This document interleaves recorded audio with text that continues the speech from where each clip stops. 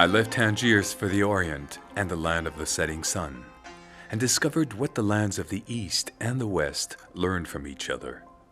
I followed my destiny, living by the famous hadith of the Prophet, search for wisdom all the way to China. For 28 years, I made this voyage my life, going from region to region according to the will of God.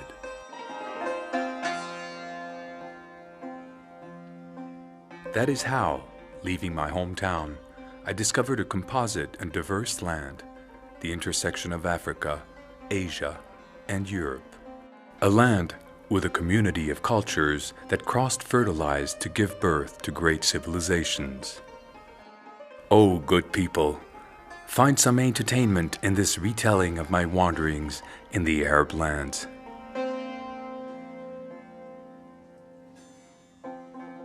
I crossed Roman Africa and made a first stop at Volubilis in the heart of the country.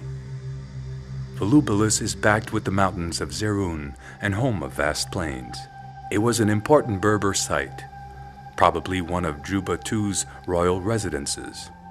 When Rome annexed the region in 42 AD, Volubilis became one of the principal cities of the empire, and the Roman officers made it their home. Volubilis reached its climax in 2 and 3 AD. These ruins are a testament to its vast prosperity, and I spent long moments sensing what life must have been like in those ancient times.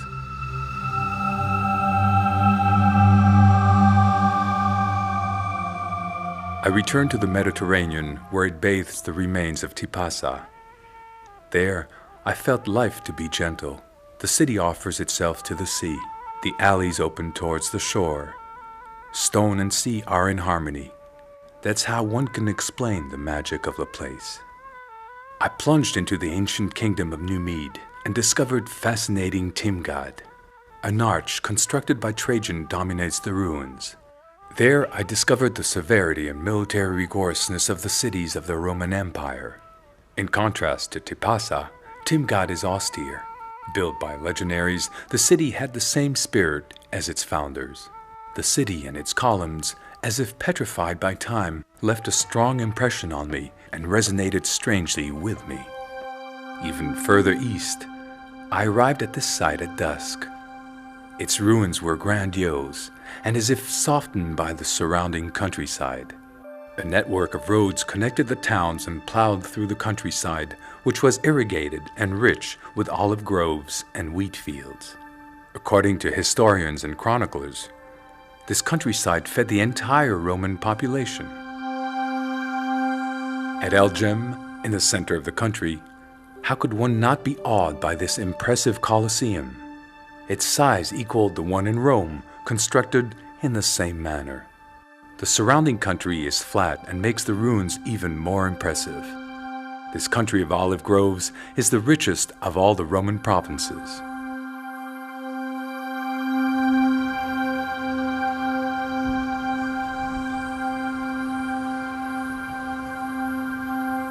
As these magnificent, soft-hued mosaics testify, the Carthage region was the most prosperous of the Roman Empire.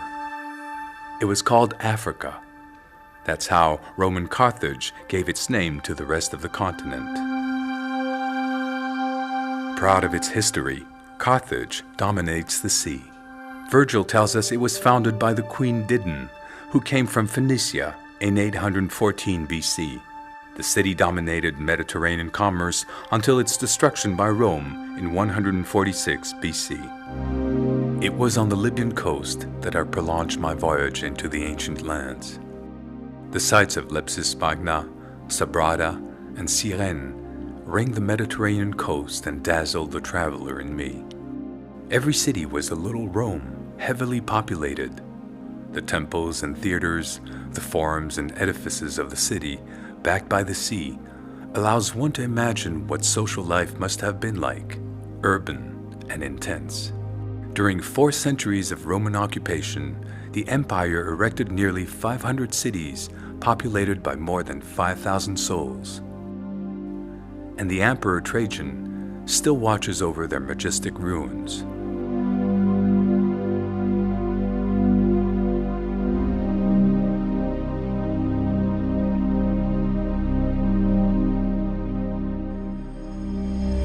I left the coastal road and I continued east, joining a noble caravan that, thank God, was kept safe from attacks and bandits. So we went deep into the Libyan desert.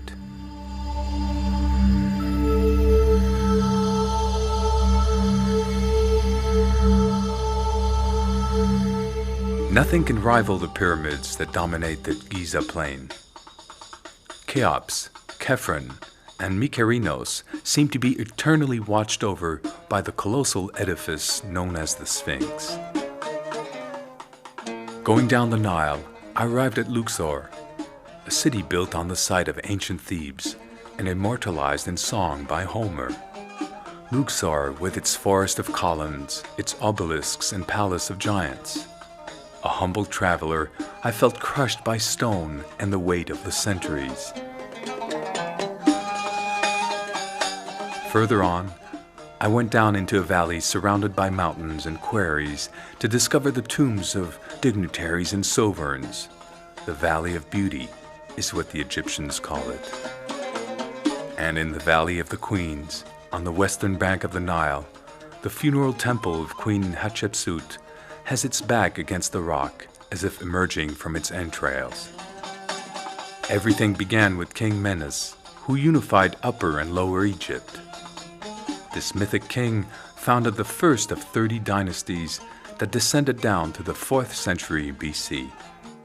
One has to travel far back into memory to find traces of the first voyages in the land of the pharaohs. I remembered my reading. It was said that on seeing these frescoes, Herodotus was fascinated by the hieroglyphic writings and the cult of animals. Plato completed his voyages of exploration in these temples as if traveling back to the font of wisdom. The Nile has the sweetest water of all rivers. Without it, nothing would exist. Humans have always tried to tame it to make it beneficial. South of Aswan in Nubia, in the heart of deep Africa, lies the Grand Temple of Abu Simbel, erected by Ramses II. 4 seated columns, including one representing Ramses the Great, watch over the sanctuary. Not far away is the temple of his spouse, Nefertari. Never before had a woman been shown on a temple exterior. Beyond, always going east, I crossed the Red Sea, and steered by a generous breeze, I hastened to land on the banks of a happy Arabia. I arrived in the royalty of Saba under inclement weather. The monsoon rains turned the mountainsides green. The genius of the ancient Yemenites showed in the clever use of runoff water, creating an opulent land out of their country. It has been said that a millennium before our era, the rains diminished. Bit by bit, valleys started looking like deserts. Intense deforestation created devastating floods. It was all these climatic changes, as well as demographic and economic ones, that overturned southern Arab civilization. Large hydraulic works contained the river water. A series of dikes and canals thus allowed the development of a network of irrigated land across the entire country.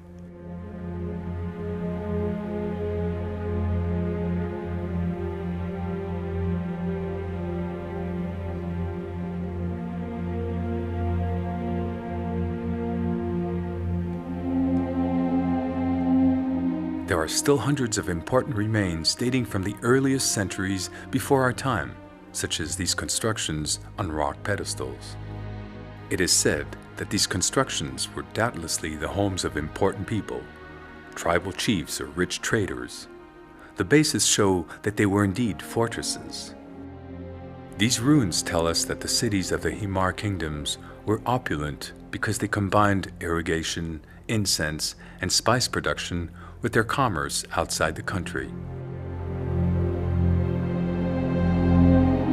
I went further, always deeper into the Arabian Peninsula.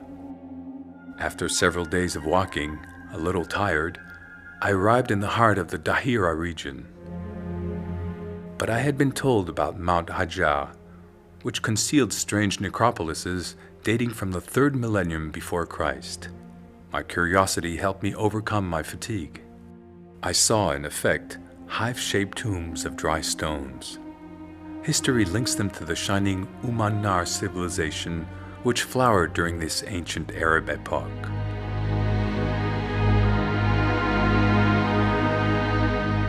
But civilizations are like humans. They are born, they flourish, and then they die, and leave us traces that describe their history.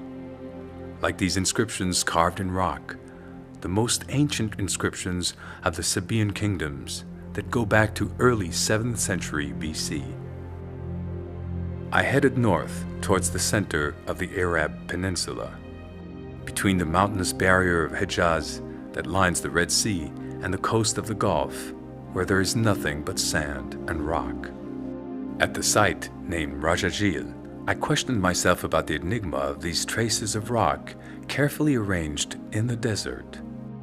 In actuality, the entire region is rife with pre-Islamic remains, like these rocks resembling altars raised to praise the gods. Here too, carved inscriptions indicate that life has existed for thousands of years. The desert always was a passage for caravans from Yemen, headed for Mediterranean ports. And the extremely arid conditions made the desert the kingdom of the dromedaries, as these carvings reveal. It seems that dromedaries were not domesticated until 1500 years before our time, and the first caravans appeared in 12 BC. I too follow the incense road that crosses the Arabian Peninsula from south to north. It would become the Spice Road, then the Silk Route, linking the Indian continent with the Mediterranean coast.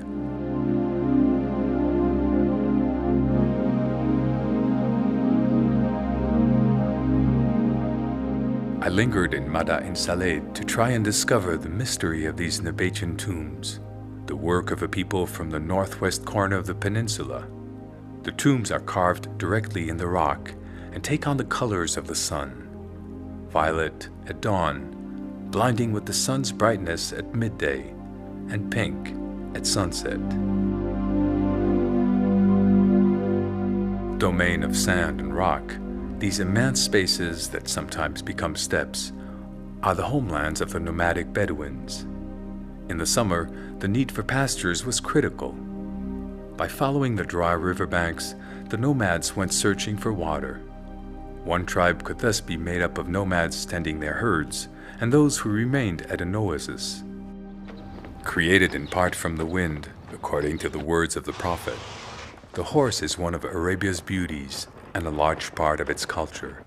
The pure-blood Arabian has a reputation of being particularly hardy. They were the privilege of the aristocracies of the oasis or the steppes around the edges of the Fertile Crescent. The Arab people knew how to develop a vast equine culture.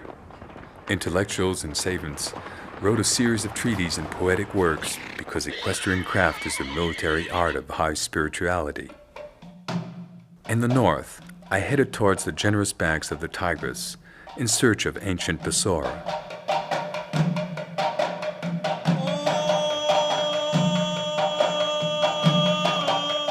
Bassora, the point of departure for the fabulous voyages of Sinbad the Sailor.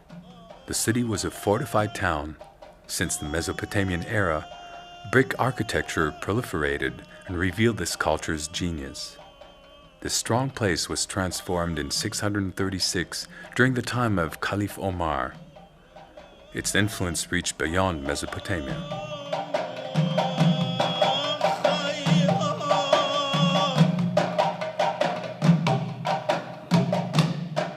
Thanks to two great rivers, the Tigris and the Euphrates, all of Sumerian Mesopotamia was irrigated and possessed a rich agricultural character. Palm date trees covered the entire Bassora region, making it the largest palm grove in the world.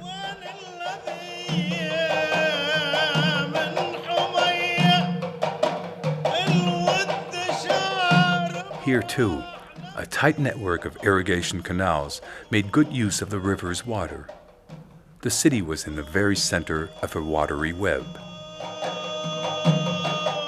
I disembarked and went up the Euphrates. I wanted to reach Babylon. Babylon at last, the kingdom of the Chaldeans, the pearl of cities whose name means door of the gods. All the sages and travelers spoke of it. It was as if I already knew it. The city was founded 24 centuries before Christ by an Amorite king, a people of Semitic origin. Babylon reminds us that Mesopotamian life grew around cities that were real city-states. The city would reach a high level of civilization well before the Greek and Roman eras. The restored ruins date from about 600 BC, from the time of the kings Nabopolassar and Nabucodonosor. Today, this mythic city offers a mix of ruins and beautiful restorations, reminding us that Mesopotamia is the oldest known civilization. This civilization influenced all of the Semitic, Near East, and the biblical world, as well as the Greeks, by way of the Hittites. The city is born from clay and a mix of Akkadians and Sumerians in the 4th century BC. One can still find its faint traces in all of today's cultures. In fact, the Sumerian civilization gave humanity its most significant contribution: cuneiform writing. I was in admiration, almost moved, before these ideograms. I was told these signs were traced in wet clay using wood stillets. In this way, the world of the gods and humans left traces that survived all the way down to our era.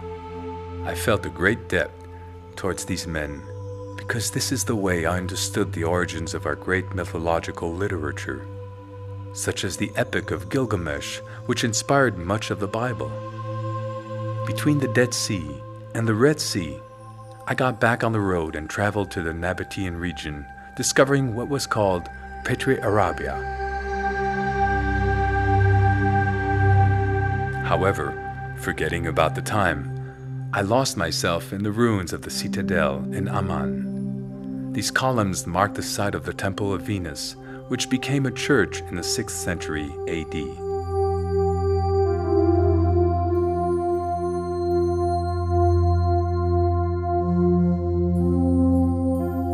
Close by, the temple dedicated to Hercules, built in the 2nd century BC under the Emperor Marcus.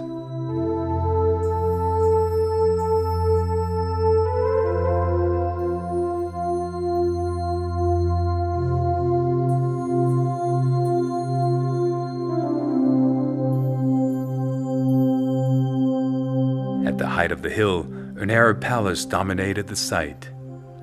I found myself projected into the time of Umayyad architecture. The stones are superimposed over time and the styles blended, blurring the eras. I sought refuge inside, in the shade of the stone, to rest.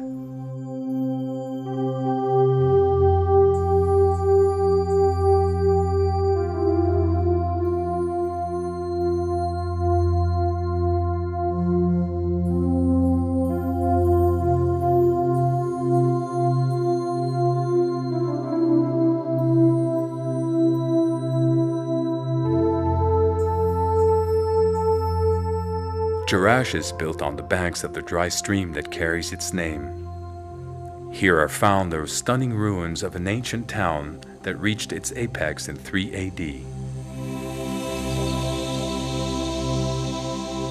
Leaving the Forum, I went up the Roman road and walked among immense columned arcades, surprising oval squares, no less than 3 theaters, and numerous temples.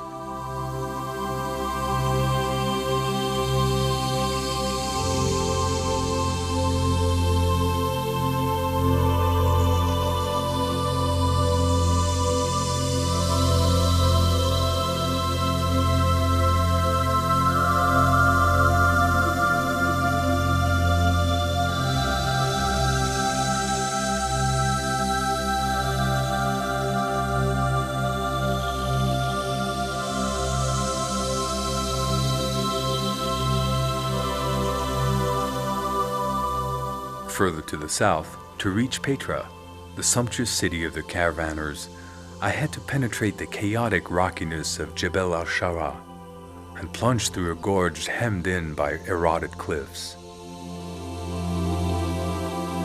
Then I had to scuttle down a narrow rocky passage and follow a channel dug into the rock. It was the road that the great explorer Burckhardt followed in 1812.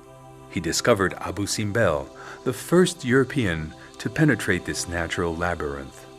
To my great amazement, at the end of the scramble appeared what the Bedouins called the treasure of the pharaohs, Khazaneh.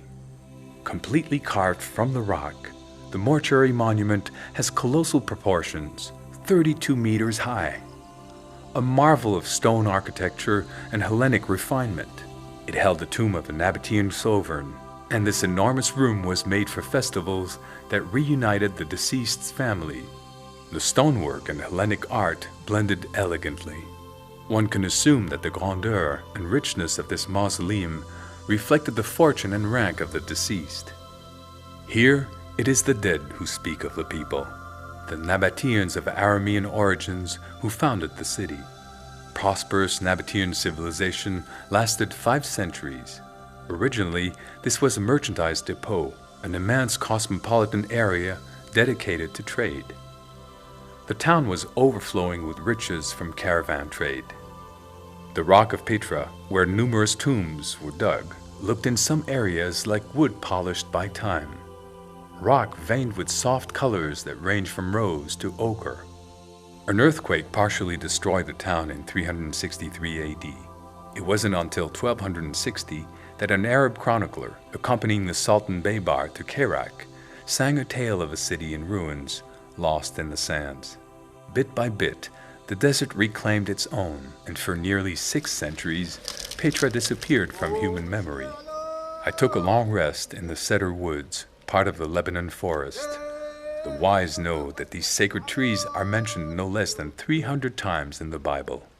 According to Scripture, this is the only tree that God planted. Proud and robust, these trees are, for the most part, several centuries old. I followed the abundant sources that rushed through the rocks. Descending the other side of the mountain, I discovered the rich plain of Bekaa and tasted the generosity of its earth. This plain extends between 2 mountains barriers, Mount Lebanon and Anti-Lebanon. In ancient times, wheat was grown here. Rome made it the city granary. Olive trees, grapevines, and fruit trees grew abundantly. There, I rememorized the verses of the poet Gibran, admirably sung by the diva Fairuz. Sitting at twilight, among the vine stalks, and the grapes hang like golden lamps. Curiosity prompted me onto the Phoenician city of Baalbek, the city the Greeks called Heliopolis. Phoenicia was incorporated by the Romans in 64 BC. As a result, its destiny was tied to the Roman province of Syria.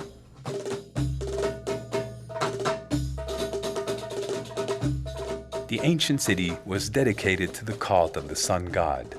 After being taken over by Rome, the Emperor August erected sumptuous temples, one dedicated to Jupiter, the other to Bacchus. They were then embellished by his successors. Judging from the size of the ruins, one can guess at the monument's magnitude, which leaned over the plain. Then Roman Baalbek passed under Byzantine, Persian, and finally Arab rule.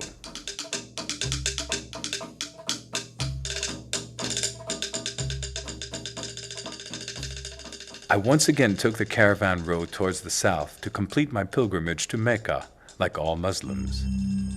Nothing foreshadowed the role the city plays. It is entirely dedicated to prayer, and around Kaaba, I mingled with millions of believers.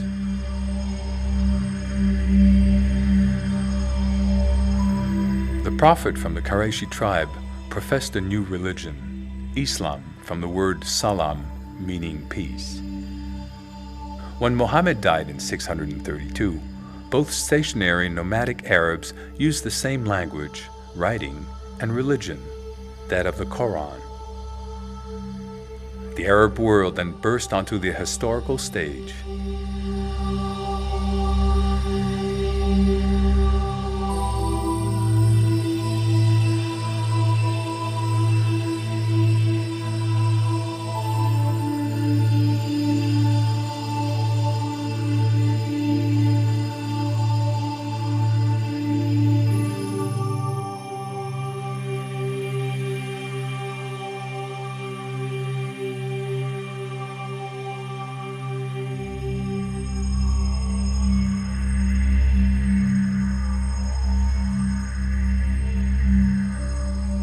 Conquests launched by the Prophet's successors inaugurated a grand cycle of building religious construction, notably mosques.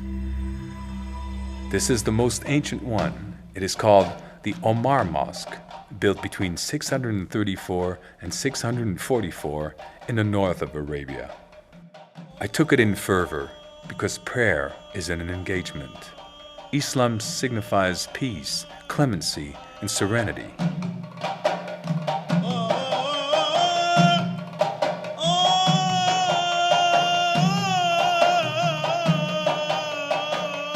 I heard of another mosque, known for being the oldest in Bahrain, erected in the 10th century. These ruins are piously preserved because they remain, in spite of the passage of time, a place that preserves the memory of millions of faithful.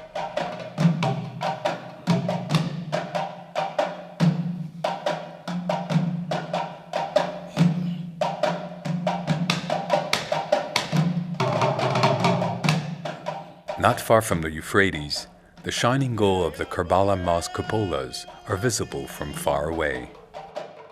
The encircling walls and mosque walls are covered with blue mosaics with the excerpts of the Quran written on them. Rich ornaments in bright colors dress up the entire interior.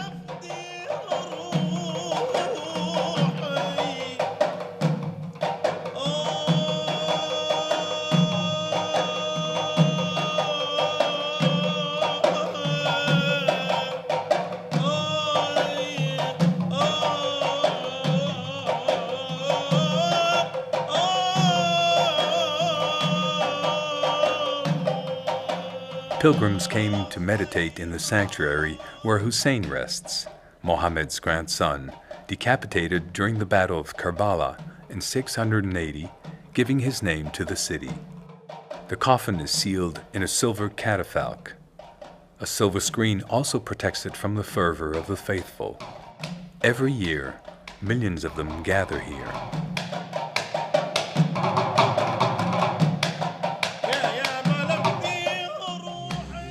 I arrived in the Holy Land, Palestine. Here lies Jerusalem, which after Mecca and Medina is the third holy place of Islam.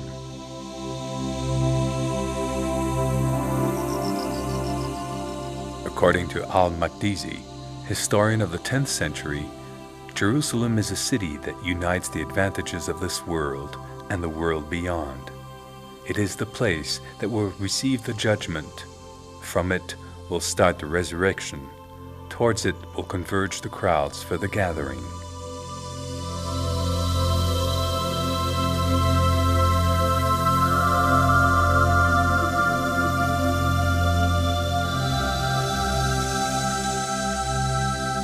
In Christian Bethlehem, pilgrims enter the Church of the Nativity by bending down in memory of the fact that Jesus was born in a grotto. An imposing basilisk was erected here, with a choir just above the grotto, and pilgrims come to pray on their knees on the paving stones. Islam spread all the way to the confines of the deserts, towards the rising and setting sun, into deepest Africa. During stops, I met the rich and the humble of this world, and I, humble traveler among the humble, rich however with everything my eyes had seen, was always received with generosity. Water, precious and rare, is thus shared with passing visitors according to the laws of hospitality. Did not one of the Prophet's hadiths recommend quenching the thirst of any creature blessed with life? I headed once again for the high dunes, in search of open spaces and infinite freedom. I like these long camel trips where one would walk for weeks between 2 points of water.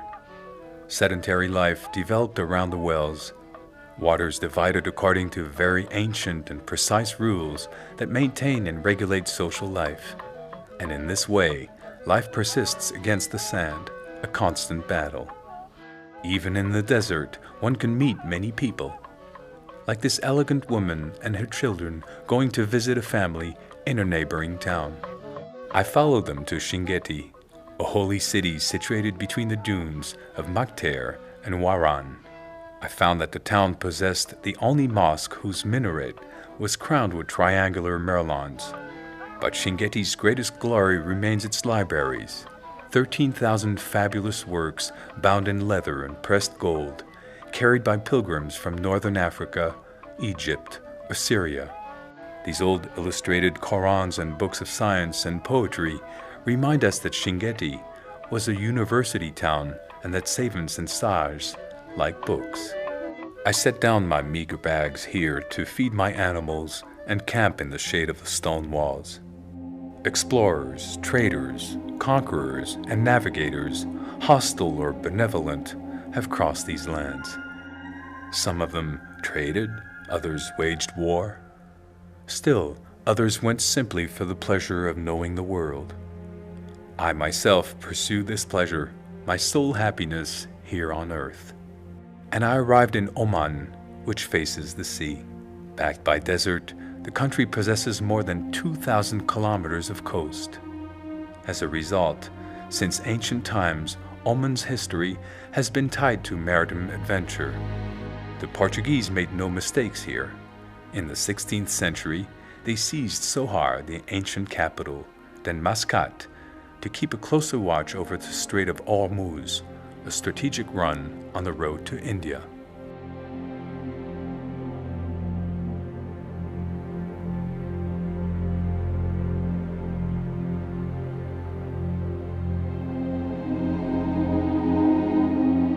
As great navigators, the Omanians traded towards Asia on one hand and the East Africa coast on the other. Thanks to their savoir-faire, these navigators knew how to place their country at the heart of exchanges between the continents.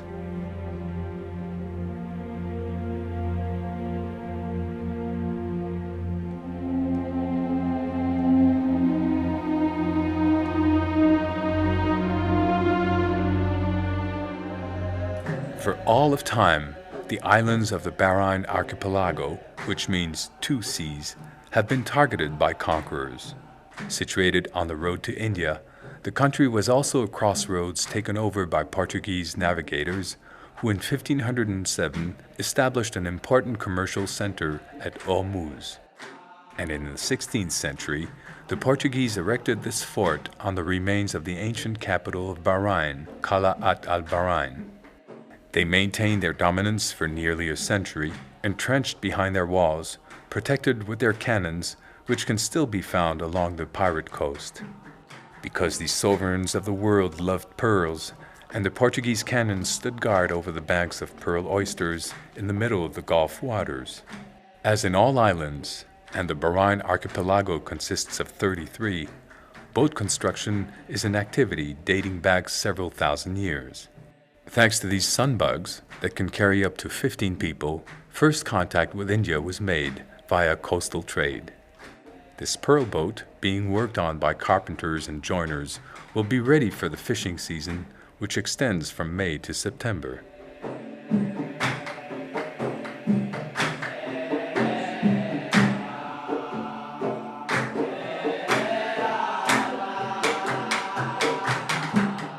Captain, divers, dive crew, and cooks stay on board for the entire season. As it has always been, the organization of the work is crude, but the moment when the men open the oysters with a flourish always remains a marvel.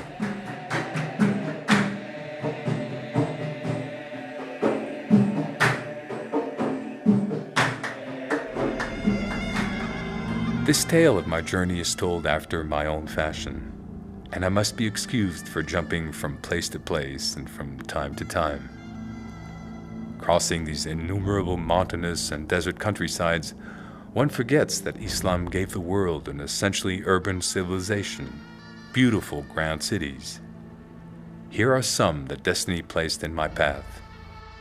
Bala, which was a medieval city in the 12th and 13th centuries. Dominated by its fort, this town has tortuous roads and tall, rough-cast houses. It lost a number of its ancient monuments, but the bow-shaped squares, vaulted passages, and cellars testify to the activity that reigned here.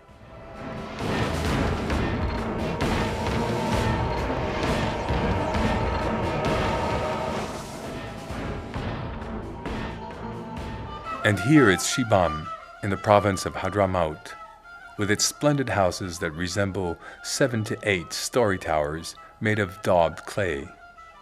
They are regularly restored according to tradition and a centuries-old model.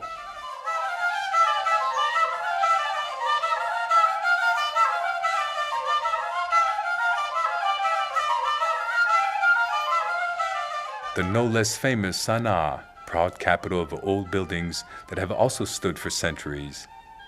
Clinging along the rocky peak, the facades are made of brick or cut stone. Under the sun, Sana'a's houses show their range of colors from gray to rose, decorated with whitewash.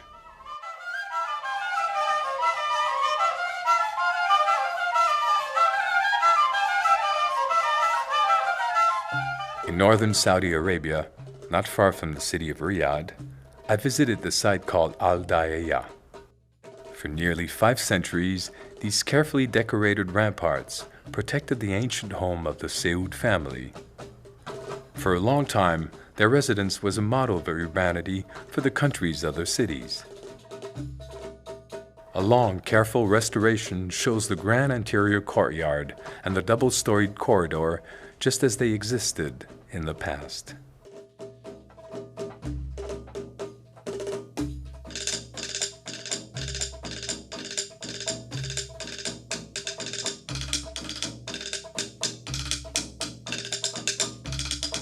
An entire collection of fortifications, each more imposing than the last, permeates the Omanian countryside. These fortresses and citadels evoke the existence of a military aristocracy proud of its power. Faithfully restored, today this architecture shelters palaces, administration, and vacation areas.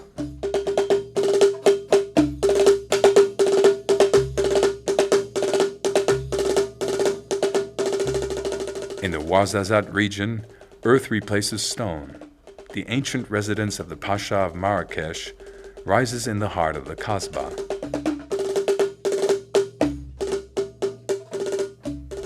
Here too, fortified towns are built on rocky summits. These houses are jewels of Berber architecture decorated with zelig and multicolored mosaics.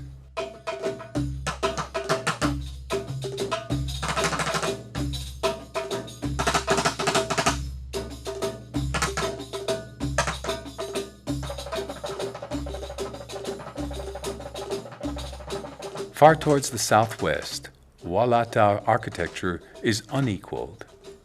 This big village built on the slopes of the Dar has houses that are connected at the upper stories over the streets. It's like going into a new world that blends Maghreb and Sudan, a world of red earth and symbols. The house decorations are redone every autumn after the rains. The edges of the windows and doors are whitewashed. Then designs in ash and sap are traced on it. The furniture and decorative clay objects blend well into the surroundings. The mud daub walls are thick, a material that can withstand bad weather as long as it is renewed regularly.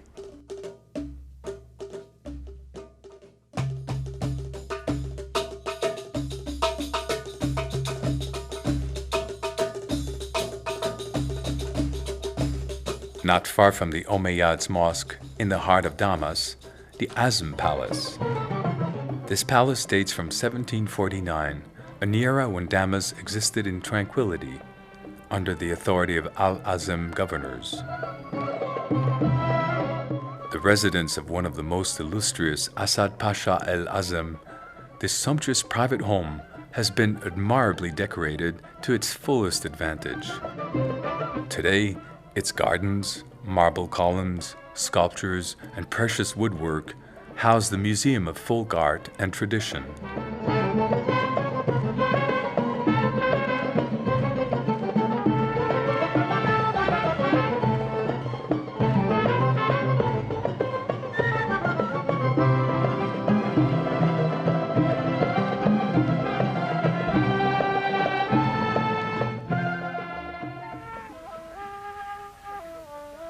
This immaculate courtyard under the sun was the residence of the country's founder, Isa bin Salman al Khalifa. The heavy doors, armed with locks, open onto the coolness of a veranda and a succession of vestibules.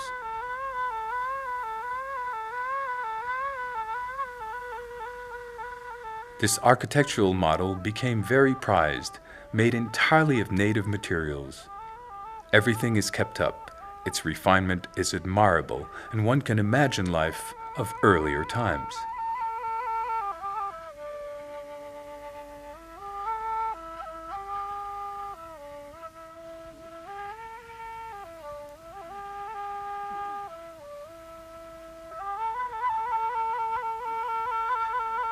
The collections and restorations of the National Museum of Qatar allows visitors to understand and feel the subtleties of an ancestral mode of living.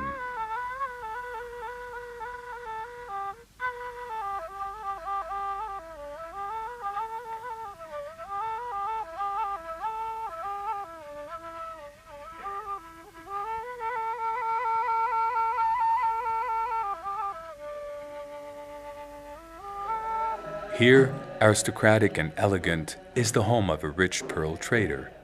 Today, the interior is magnificently restored and testifies to the importance of the pearl trade for the archipelago.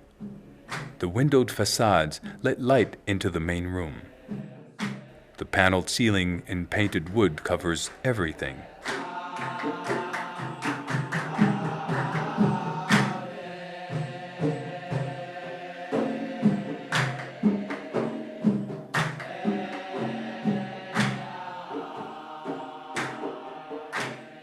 The pearl market took place in the courtyard. Negotiations and trade of the harvest happened here under the attentive eye of the master of the house. Bahrain pearls had the reputation to be the most beautiful. On the pearl banks, soft water saucers bathed the oysters and modified their secretions. These water sources created particularly symmetrical pearls with a rosy hue, both of which made them valuable. I read in several books that Islamic culture created beautiful and new cities while respecting those that already existed.